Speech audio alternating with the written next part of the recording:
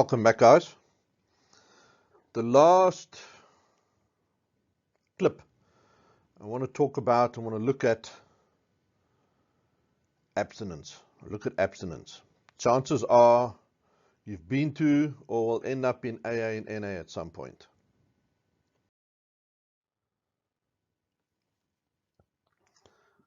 Abstinence as defined in Alcoholics Anonymous. AA is a program of total abstinence. Members simply stay away from one drink, one day at a time. Sobriety is maintained through sharing experience, strength, and hope at group meetings and through the suggested 12 steps for recovery from alcoholism. I think that this particular dynamic is going to cause a lot of resistance. You'll feel resistance to this, more than likely. So let's look at what it actually means. Okay, in AA and NA, they're very dogmatic with this. It's pretty black and white. You've got to abstain from all mind and mood altering chemicals, abstain from all mind and mood altering behaviors. So mind and mood altering chemicals, obviously things like alcohol and drugs. But what about medication? Now, it's been my experience that some AA meetings, in fact a lot of AA meetings, stay black and white on this issue, where they say you're not clean if you're on antidepressants, or you're not clean if you're taking methadone or Suboxone. You're not clean if you're on anxiety medication. That you can't claim that you're clean from all mind and mood altering chemicals. Personally, I think that's a lot of bull dust. And it's one of the things I don't like about the 12-step fellowships. They can be very dogmatic with their narrative, with their program, with the way they feel things need to be done. So this is a caution. Some people experience a much better quality in life because they're on the right medication.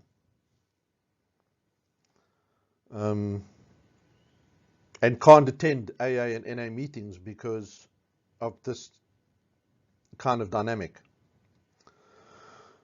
So let's put it in a context that we can relate with. Okay, abstinent from all mind and mood altering chemicals. So let's keep that to alcohols and illicit drugs. Let's put medication aside for now. Is it realistic to demand or to expect complete abstinence from mind and mood altering chemicals right off the bat? I don't know. I think it might be a bit unrealistic. I think it might be something more that you need to aim for. I'm pretty sure that there's going to be resistance in most of you, especially if your perception is that you only have a drug addiction and not an alcohol addiction. One of the biggest reservations in that we've experienced in treatment centers, taking clients through the 12 steps and through the recovery program and life skills and all of that, one of the biggest reservations is, well, what about alcohol? Drugs are my problem. I've never had a problem drinking.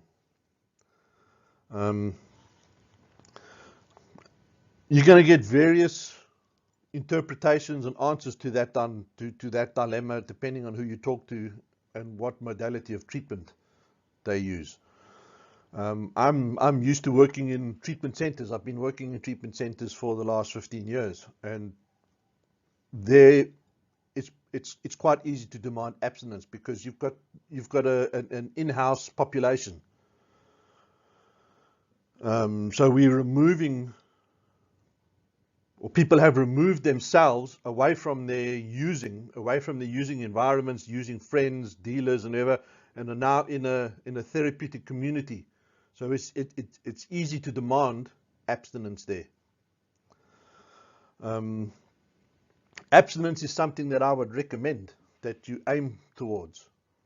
If you're gonna continue to use mind and mood altering chemicals in your attempt at getting recovery, I think it's going to undermine your attempt at trying to find recovery. I think it's going to make it more difficult. And another big reservation is marijuana.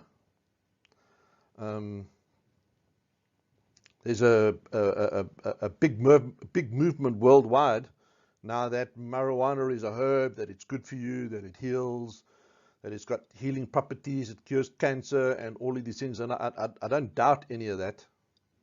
In fact, I'm pretty sure that there's a lot of truth in that. But I'm also pretty sure that that is used as an excuse to justify smoking marijuana. Marijuana very probably has all of these healing properties and all of these miracle angle to it. I'm not going to get into that debate, but that's in a controlled way. Realistically, that should be moderated. It should come as a scheduled substance. You need a prescription. Rather than just an excuse to go and smoke yourself into a coma every day.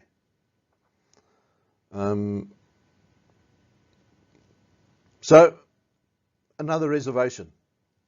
Does abstinence cover that? Personally, I think it should. But maybe this is something that you're going to need to work out for yourself. So there's the obvious. Mind and mood altering chemicals. We need to work towards being abstinent from that. What about behaviors? Because just chemicals, I feel, and in my experience working with addicted populations over the last 15 or so years, very often there's an addiction switch. It's easy to put the chemicals down. But what other behavior do they pick up in its stead? A big one is gym. A lot of guys will transfer their obsession from chemicals to exercise.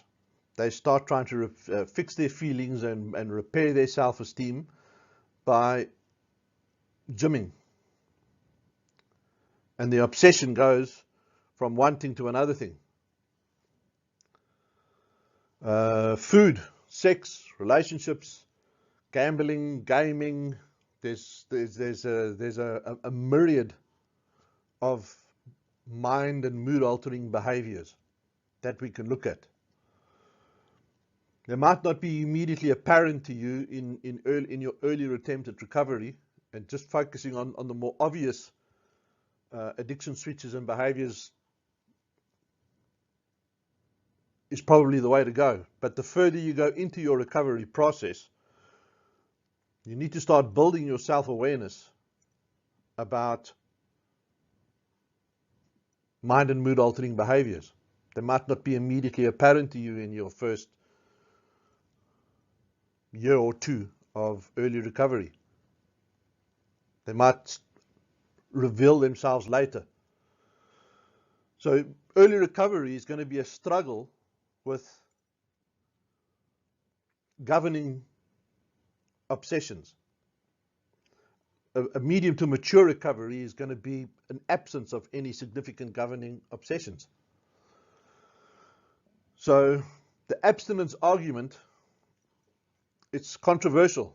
I've been online the last week or so doing some research on what everybody's saying about abstinence, and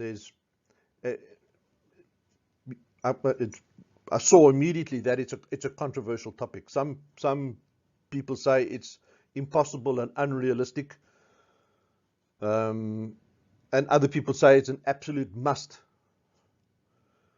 I think this is something that you're going to have to work out for yourself. but this is going to require some significant self-honesty. If you're struggling to stay in recovery, if your recovery is not working for you, one of the things that you need to look for is, have I addiction switched? Am I still using something else to make myself feel better, to take away the pain? And if the answer is yes, then you've got to look at what that is and maybe work towards start incorporating that into your recovery process. And there's a social worker called Helen who we worked with for a while, who put it in a way that I could connect with, about obsession. It's not different obsessions for different things. It's the same obsession. So it's not one. The mouse is representing obsession. It's not one obsession for drugs and another obsession for sex and a different obsession for food and another obsession for exercise and another obsession for shopping. It's all the same obsession. It's the same engine. It's the same mechanism. And often the mistake clients make coming into treatment is they only look at the obvious consequential part of their addiction, and they neglect to look at the addiction in its entirety. A good treatment program, and good counselors are gonna help you to broaden and look at your understanding of what your addiction is. It's not just crack or meth. There's also going to be some sort of sexual addiction that's going to come with meth or crack or cocaine. I'm yet to meet a cocaine addict, crack addict, meth addict that doesn't act out sexually.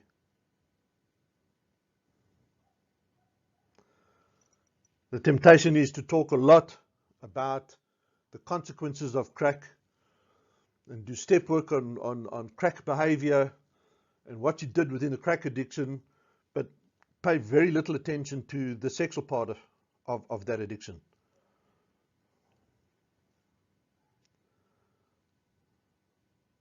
Pay very little attention to also that there's alcohol abuse that's been going on, and that in your perception you don't have an alcohol problem, but when you look more closely, there's clearly an alcohol problem. So broadening your perception and your understanding of what your addiction is, which step work is going to help you do, which all the lectures that are on EHAB and on our profiles are going to help you do. Doing step work is going to help you to do. It's going to help you to go to a deeper level of honesty. And I think once you get a clearer picture of how your addiction works within you, that it's not just one thing, that it's a multifaceted dynamic, that there's other aspects to your addiction, I think abstinence then becomes more clearer. Like if you're a food addict, how do you abstain from food? You can't abstain from food, you have to eat. So then the goal is to work out what the abstinence for the food addict will look like. So it's not abstaining from food, but there's a way that they can manage it that becomes the abstinence. And the way we did it in the treatment center where I worked was the food addictions, the eating disorders, went on to a nutritional program, what we called our nutritional program, which was, in a nutshell, you eat 3 square meals a day and nothing in between. You eat just enough at one meal to get you to the next meal, to get you to the next meal. Cut out all junk food, all the rubbish, all the sugar, It's just 3 balanced meals a day. That's it in a nutshell. There's some other parts to it, but it's about normalizing the relationship with eating, with food. Now, for the overeater,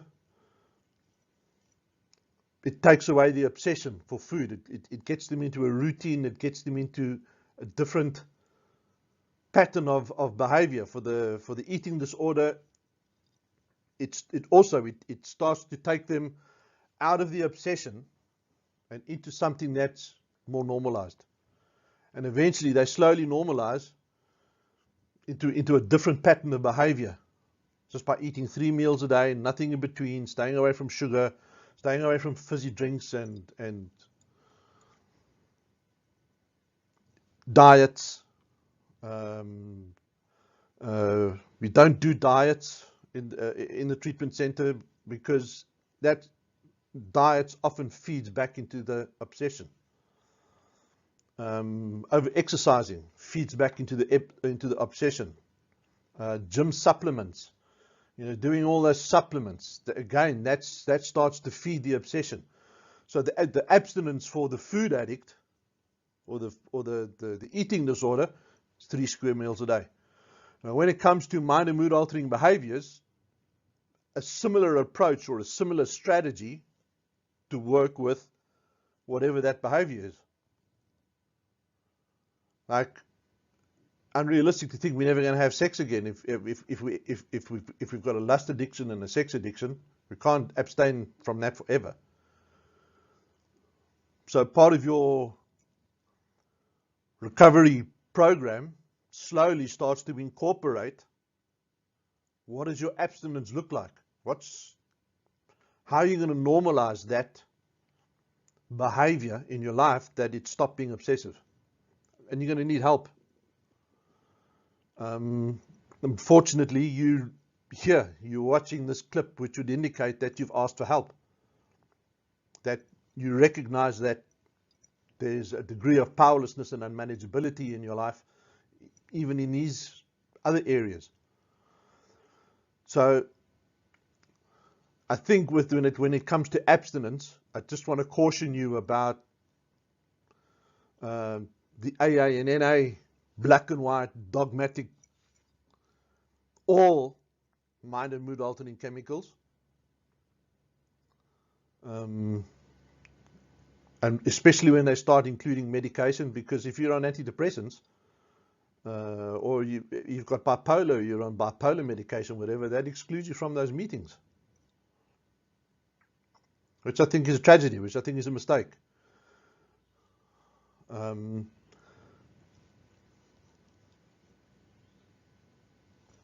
Other mind and mood altering chemicals, okay, yeah, I get it. I shouldn't drink while I'm trying to get clean. I shouldn't use drugs while I'm trying to get clean. No brainer. So as you go forward in your recovery process, as things become clearer to you, as your understanding starts to broaden and your self-awareness starts to grow around your addiction, I think abstinence becomes clearer. Hope that's not too confusing. Leave a message below or send me an email. I'm going to explore ways to start chat forums where we can sit and unpack and talk about recovery issues, recovery dynamics like this. I mean, this is a great topic for a group. Let me explore how that works. Stay tuned. Step 2 coming up soon. Take care. I want to say thank you to Bethesda Retreat, which is Sober Living with a Difference, here in Plettenberg Bay, where I live. I actually work there, but I do a lot of my lectures there. So thank you, Bethesda, for the time, space, internet, love, encouragement. If you're looking for sober living, go check out the website, see if it's a good fit for you, give us a call. I want to thank Marlene from Kubenka Brands. She helps me with our graphic design. If you want to engage with me more, if you want to get into a therapeutic process with me, come and find me at ehab.care. I'm one of the recovery coaches there. There's a good few of us there. I can recommend any one of them. Come check it out. There's some courses on there, which these videos are all a part of. And on that note, thank you for spending this time with me. Bit of a long session, but I'm sure it's helped. Let me know what you think in the comments. Don't forget to hit the subscribe button. Very important. Subscribe to our channel so that you can stay in touch with all the new content that's going to be going up on a regular basis. Take care. And my mouse has stopped working.